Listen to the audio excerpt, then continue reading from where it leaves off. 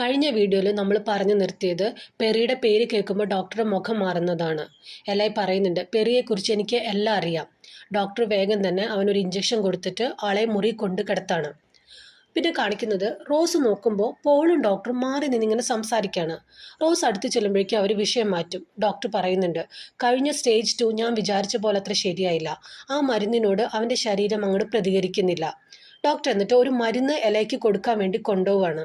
അപ്പോൾ റോസ് പറയും, ഇങ്ങോട്ട് തന്നോളൂ, ഞാനത് കൊടുത്തോളാം. അകത്ത് ചെല്ലുമ്പോൾ എലൈ പറയുന്നുണ്ട്, എന്നെ ആരും വിശ്വസിക്കുന്നില്ല, ഞാൻ പറയുന്നത് ആരും കേൾക്കണില്ല.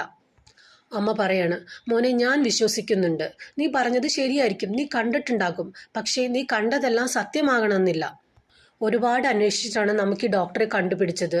അങ്ങനെ ഓരോന്നും പറഞ്ഞ് റോസ് മോനെ ആശ്വസിപ്പിക്കുകയാണ്. എലൈ അമ്മയെ കെട്ടിപ്പിടിക്കുന്നുണ്ട്.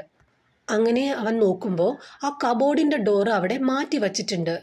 അതിങ്ങനെ അവൻ വായിക്കുകയാണ്. അത് തിരിച്ചു വായിക്കുമ്പോൾ ലൈ എന്ന് എഴുതിയത് അവൻ തിരിച്ചു വായിക്കുമ്പോൾ 317 എന്ന് അവൻ വായിക്കുകയാണ്. നാളെ പ്രൊസീജിയർ 3 ആണ്.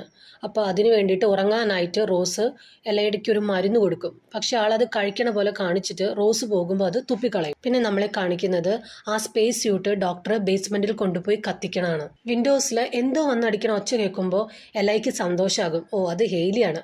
വേഗം തന്നെ ഹെയ്ലിയുടെ അടുത്തേക്ക് ചെല്ലാണ്. എന്നിട്ട് ചോദിക്കുന്നുണ്ട്, പെറി എന്തെങ്കിലും പറഞ്ഞിട്ടുണ്ടോ?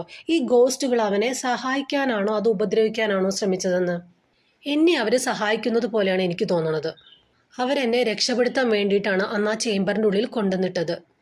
എന്നിട്ട് ആ ഗ്ലാസ് വിൻഡോയിൽ 317 എന്ന് എഴുതും. ഹെയ്ലി അത് പുറത്തു നിന്ന് വായിക്കുമ്പോൾ LI ലൈ എന്നാണ് വായിക്കണേ. അപ്പോൾ LI പറയുന്നുണ്ട് അത് തിരിച്ചു വായിക്കാൻ. അപ്പോൾ തിരിച്ചു വായിക്കുമ്പോൾ അത് 317. അപ്പോൾ എലൈ പറയുന്നുണ്ട്, ഇത് ഏതോ ഒരു ഡോറിൻ്റെ നമ്പറാണ്, എനിക്ക് തോന്നുന്നത് ട്രീറ്റ്മെൻറ്റ് റൂമിലെ ഡോറിൻ്റെ നമ്പറാണെന്നാണ്. എന്തായാലും ഇതെന്താണെന്ന് കണ്ടുപിടിക്കാനായിട്ട് എലൈ തീരുമാനിച്ചു. രാത്രി എല്ലാവരും ഉറങ്ങിക്കഴിഞ്ഞപ്പോൾ ആളൊരു ടോർച്ചൊക്കെ എടുത്തുകൊണ്ട് ട്രീറ്റ്മെൻറ്റ് റൂമിൻ്റെ സൈഡിൽ കൂടെ പോയിട്ട് അവിടെ പാസ്വേഡ് അടിക്കുകയാണ് 317 എന്ന്. ആ ഡോറ് തുറന്നു വരും. ഇത്തിരി പേടിയോടെ ആണെങ്കിൽ ആൾ മുമ്പോട്ട് പോവാണ്. അങ്ങനെ ട്രീറ്റ്മെൻറ്റ് റൂമിലെത്തി ടോർച്ച് അടിച്ച് നോക്കുമ്പോൾ അതിൻ്റെ ഉള്ളിൽ തന്നെ വേറൊരു ചെറുമുറിയുണ്ട്. അങ്ങടേക്ക് പോവാണ്. അത് കഴിഞ്ഞ് കട്ട് ചെയ്ത് കാണിക്കണ അച്ഛനെ അമ്മയാണ്. അപ്പോൾ രണ്ടുപേരും കൂടെ ഇങ്ങനെ സംസാരിക്കുകയാണ്. അമ്മ ചോദിക്കുന്നുണ്ട്, ഡോക്ടറും നിങ്ങളും തമ്മിൽ എന്താ സംസാരിച്ചേ? പോള് പറയാണ്, എല്ലാ സ്റ്റേജിനും അതിൻ്റെതായ റിസ്ക് ഉണ്ട്, നമ്മളെല്ലാത്തിനും തയ്യാറായിരിക്കണം, ചിലപ്പോൾ സക്സസ് ആകാം, അല്ലാതെയോ ഇരിക്കാം. റോസ് ചോദിക്കുന്നുണ്ട്, നിങ്ങളല്ലേ പറഞ്ഞത് ഡോക്ടർ എല്ലാ പേഷ്യൻസിനെയും ഭേദമാക്കിയിട്ടുണ്ടെന്ന്? പോളൊന്നും മിണ്ടില്ല. ഞാൻ എലയോടും എല്ലാം ശരിയാവുമെന്നാണ് പ്രോമിസ് ചെയ്തത്, അവൻ്റെ ലൈഫിന് എന്തെങ്കിലും ഡേഞ്ചർ ഉണ്ടോ? പോള് പിന്നെ ഒന്നും മിണ്ടില്ല. റോസ ഒച്ച വയ്ക്കുന്നുണ്ട്, ഞാൻ എൻ്റെ മോനെയും കൊണ്ട് ഇവിടുന്ന് പോവാണ്. അങ്ങനെ ആള് സാധനങ്ങളൊക്കെ പാക്ക് ചെയ്യാണ്. പോള് പറയുന്നുണ്ട്, ഇതെല്ലാത്തിനും കാരണം നീയാണ് എല്ലാം തുടങ്ങി വെച്ചത്. ഈ ഒച്ചപ്പാടും ബഹളവും കേട്ട് താഴെ ഡോക്ടർ എണീക്കുകയാണ്. അത് കഴിഞ്ഞ് കട്ട് ചെയ്ത് കാണിക്കുന്നത് എലയാണ്. അവൻ ആ മുറിയിൽ ഒരു ഷെൽഫ് കാണും. അത് തുറന്നു നോക്കുമ്പോൾ ഇവൻ്റെ കേസ് ഫയൽ കിട്ടും. അത് കഴിഞ്ഞ് നോക്കുമ്പോൾ പെറിയുടെ ഒരു ചാർട്ട് കാണും. അതെടുത്ത് നോക്കുമ്പോൾ ട്രീറ്റ്മെൻറ്റ് 1 പെറിയുടെ ഫോട്ടോ കാണുകയാണ്. അത് കഴിഞ്ഞിട്ട് ട്രീറ്റ്മെൻറ്റ് 2 ഫോട്ടോ, പിന്നെ കാണിക്കുന്നത് ട്രീറ്റ്മെൻറ്റ് 3 ഫോട്ടോ ആണ്. അതിൽ പെറി മരിച്ചിരിക്കുകയാണ്. അത് കഴിഞ്ഞ് അതുപോലെ 2-3 കുട്ടികളുടെ ഫോട്ടോയും കിട്ടുന്നുണ്ട്. എല്ലാവരും ട്രീറ്റ്മെൻറ്റ് 3 ആയപ്പോഴേക്കും മരിച്ചിരിക്കുന്ന ഫോട്ടോയാണ്. എലയ്ക്ക് ആകെ പേടിയാവും. അവൻ്റെ കൈ തട്ടിയിട്ട് ഒരു ഗ്ലാസ് താഴെ വീഴാണ്. ഒച്ച കേട്ടിട്ട് സിസ്റ്റർ വന്ന് നോക്കുന്നുണ്ട്. എലൈ അവിടെ ഉണ്ടാവില്ല. പക്ഷേ ഡോറ് തുറന്ന് കിടക്കണം കാണുമ്പോൾ അവർക്ക് കാര്യം മനസ്സിലാവും.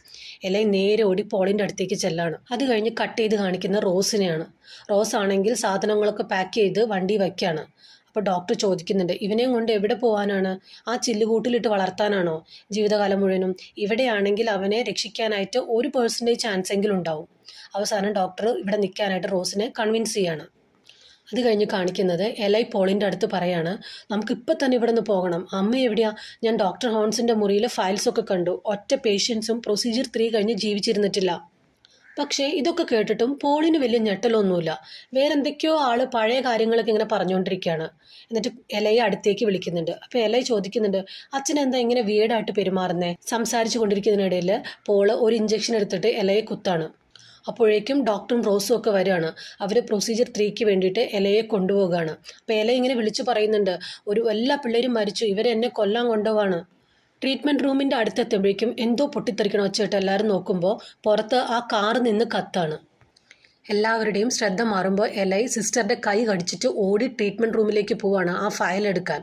അവിടെ ചെന്ന് നോക്കുമ്പോൾ ഫയലൊന്നും കാണുന്നില്ല. അപ്പോൾ എല്ലാവരും കൂടി ഇവനെ പിടിക്കാനായിട്ട് പുറകെ ഓടി വരികയാണ്. അവിടെ നിന്ന് വേഗം വേറൊരു മുറി കയറി കഥ കടയ്ക്കും. അപ്പോൾ അവൻ ആ മുറിയിലെ ഷെൽഫിൽ ഒരു ഫോട്ടോ കാണാണ്. കുറേ കന്യാസ്ത്രീമാരുടെ ഫോട്ടോ. അങ്ങനെ നോക്കുമ്പോൾ ഒരു ഈയാമ്പാറ്റ പോലത്തെ ഒരു പ്രാണി വന്നിട്ട് അതിൽ ഒരു ഫോട്ടോയിൽ വന്നിരിക്കും. അവൻ അതെടുത്ത് നോക്കുമ്പോൾ അത് ഡോക്ടർ ഹോൺസ് ആയിരിക്കും. അതുപോലെ ഇവിടെ വർക്ക് ചെയ്യുന്ന 2 നേഴ്സുമാരും ആ ഫോട്ടോയിൽ ഉണ്ടാവും. എന്നിട്ട് ഈ ഈയാമ്പാറ്റ നേരെ ചുമരിൻ്റെ അടുത്തേക്ക് പോവാണ്.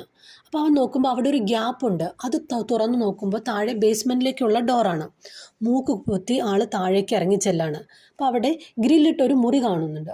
അതിൽ ഒരു കിണർ മൂടി വെച്ചിട്ടുണ്ട്. അതുപോലെ സൈഡിൽ ഒരു വലിയ കുരിശും അതിൻ്റെ താഴെ ടേബിളിൽ ഒരു ഇരുമ്പിൻ്റെ കുരിശും ഉണ്ട്. അപ്പോഴേക്കും ഡോക്ടറും റോസും വന്നിട്ട് ഈ ഗ്രില്ലിൻ്റെ ഡോർ അങ്ങോട്ട് അടയ്ക്കാണ്. അപ്പോൾ എലൈ ചോദിക്കുന്നുണ്ട്, നിങ്ങൾ എന്തായി കാണിക്കണതെന്ന്. ആൾക്ക് പെട്ടെന്ന് ശ്വാസം കിട്ടാത്ത പോലെ വരാണ്. മുഖമൊക്കെ ഇങ്ങനെ ചുമന്ന് വന്നിട്ട് ആൾ ബോധം കെട്ട് വീഴാണ്. കുറച്ച് കഴിഞ്ഞ് കണ്ണ് തുറക്കുമ്പോൾ ഇപ്പോൾ വലിയ കുഴപ്പമൊന്നുമില്ല, ശ്വസിക്കാനൊക്കെ പറ്റുന്നുണ്ട്. അതുപോലെ മുഖത്തിനൊന്നും ആ ചുമപ്പൊന്നുമില്ല. സന്തോഷം കൊണ്ട് ഉറക്കെ വിളിച്ച് പറയണു, ഡാഡി മമ്മി എനിക്കിപ്പോൾ കുഴപ്പമൊന്നുമില്ല, ശ്വസിക്കാനൊക്കെ പറ്റുന്നുണ്ട്. പിന്നെ ഒന്ന് ആലോചിച്ചിട്ട് ആൾ പറയാണ്, എനിക്ക് അസുഖമുണ്ടെന്ന് നിങ്ങളപ്പോൾ എന്നെ പറഞ്ഞ് പറ്റിച്ചതാണല്ലേ. അതും പറഞ്ഞ് ആൾ അവിടെ കിടന്ന് ഒച്ച വയ്ക്കാണ്. ഇത് കേട്ടിട്ട് റോസ് താഴേക്ക് ചെല്ലുന്നുണ്ട്. റോസ് നോക്കുമ്പോൾ എലൈ കിണറിൻ്റെ അടുത്ത് അപ്പുറത്തേക്ക് തിരിഞ്ഞിരിക്കുകയാണ്. എന്നിട്ട് റോസ് ചെന്നിട്ട് പറയാണ്, എന്നോട് ക്ഷമിക്കണം, ഞാൻ നുണ പറഞ്ഞതാണ്, നിനക്ക് പുറത്തു പോയ അലർജിയാണെന്ന്. നിനക്ക് ഒരു കുഴപ്പമൊന്നുമില്ല, ആരും നിന്നെ ഉപദ്രവിക്കാൻ ഇവിടെ നോക്കുന്നില്ല, ഇതെല്ലാം എൻ്റെ തെറ്റാണ്, ഞാൻ കാരണമാണ് ഇങ്ങനെയൊക്കെ സംഭവിച്ചത്. സംസാരിച്ചുകൊണ്ടിരിക്കുന്ന ഇടയിൽ എലൈ ബോധം കെട്ട് വീഴാണ്. റോസ് ഓടിച്ചെല്ലും. അവൻ ആ ഇരുമ്പിൻ്റെ കുരിശ് വെച്ച് റോസിനെ അടിച്ചിട്ട് അവിടെ നിന്ന് ഓടുകയാണ്. എലൈ ഓടിപ്പോകുന്നത് ഡോക്ടറും പോളും കാണുന്നുണ്ട്. എല്ലാവരും കൂടി ആളുടെ പുറകെ ഓടുകയാണ്. എലൈ ഓടി ഹെയിലിയെ കാണാറുള്ള സ്ഥലത്തേക്ക് ചെന്നേക്കാണ്. അപ്പോൾ ഹെയിലി അവിടെ തന്നെയുണ്ട്. അവിടെ നിന്ന് കട്ട് ചെയ്ത് നമ്മളെ കാണിക്കുന്നത് റോസിനെയാണ്. ആൾക്കിപ്പോൾ ബോധമൊക്കെ വന്നു. ആ കുരിശെടുത്ത് വലിക്കുമ്പോൾ അതൊരു കത്തിയാണ്. എലൈ ഗ്ലാസ് ഡോറൊക്കെ പൊട്ടിക്കാൻ നോക്കുന്നുണ്ട്. അപ്പോഴേക്കും ഡോക്ടറും പോളും വന്ന് ആളെ പിടിക്കും.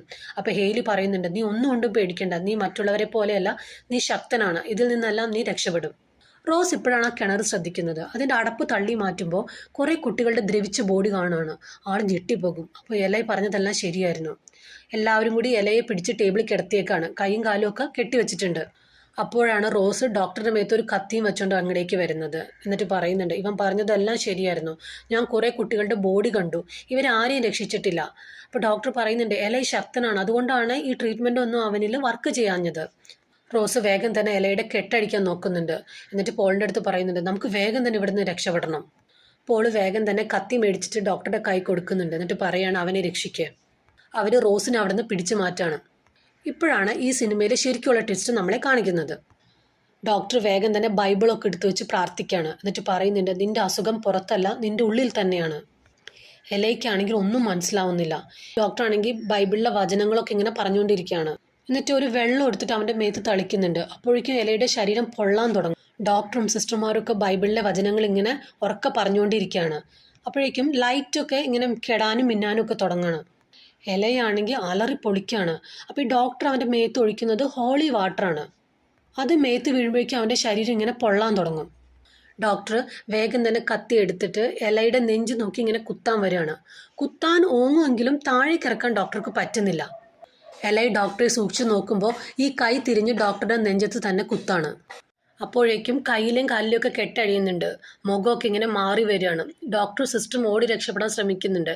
എലൈ ഒന്ന് കൈ ചൂണ്ടുമ്പോഴേക്കും എല്ലാവരും എയറിൽ പൊങ്ങുകയാണ്. എന്നിട്ട് തല കുത്തനെ കിടന്ന് ഇവർക്ക് ചുറ്റും ആടുകയാണ്. നേരെ ചെന്ന് അമ്മയുടെ അടുത്ത് കാര്യം ചോദിക്കും. അപ്പോൾ റോസ് പറയാണ്, കുറേ നാൾ കുഞ്ഞുണ്ടാവാൻ ദൈവത്തെ പ്രാർത്ഥിച്ചു, പക്ഷെ ദൈവം കേട്ടില്ല. അപ്പം എന്ത് പറ്റി? ആളെ ഒന്ന് മാറ്റി പിടിച്ചതാ. സാത്താനെ പ്രാർത്ഥിക്കാൻ തുടങ്ങി. ആള് പെട്ടെന്ന് കേട്ടു, പക്ഷെ സത്യം ചെയ്തിരുന്നു കുട്ടി സാത്താനെ പോലെ ആയിരിക്കില്ല എന്ന്. പക്ഷേ ജനിച്ച് കുറച്ച് കഴിഞ്ഞപ്പോഴേക്കും ഇവൻ്റെ സ്വഭാവത്തിന് മാറ്റം വന്നു തുടങ്ങി. അതുകൊണ്ടാണ് ഇവിടെ കൊണ്ടുവന്നത്. ഇവിടെ കൊണ്ടുവന്നിട്ട് ട്രീറ്റ്മെൻ്റ് എന്നും പറഞ്ഞ് ഹോളി വാട്ടർ ആയിരുന്നു ഇൻജെക്റ്റ് ചെയ്തുകൊണ്ടിരുന്നത്.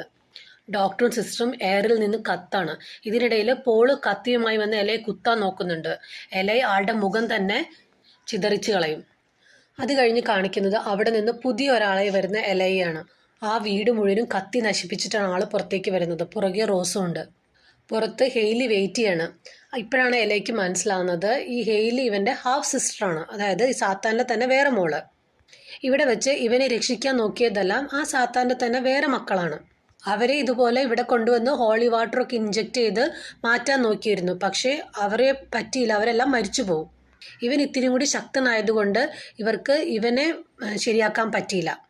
ഹെയ്ലി പറയാണ്, അച്ഛൻ നിന്നെ വെയിറ്റ് ചെയ്യുന്നുണ്ടെന്ന് പറഞ്ഞ് ഇവർ 3 പേരും കൂടി എലയുടെ അച്ഛനെ കാണാൻ പോകുന്നത് കാണിച്ചുകൊണ്ടാണ് ഈ സിനിമ അവസാനിക്കുന്നത്.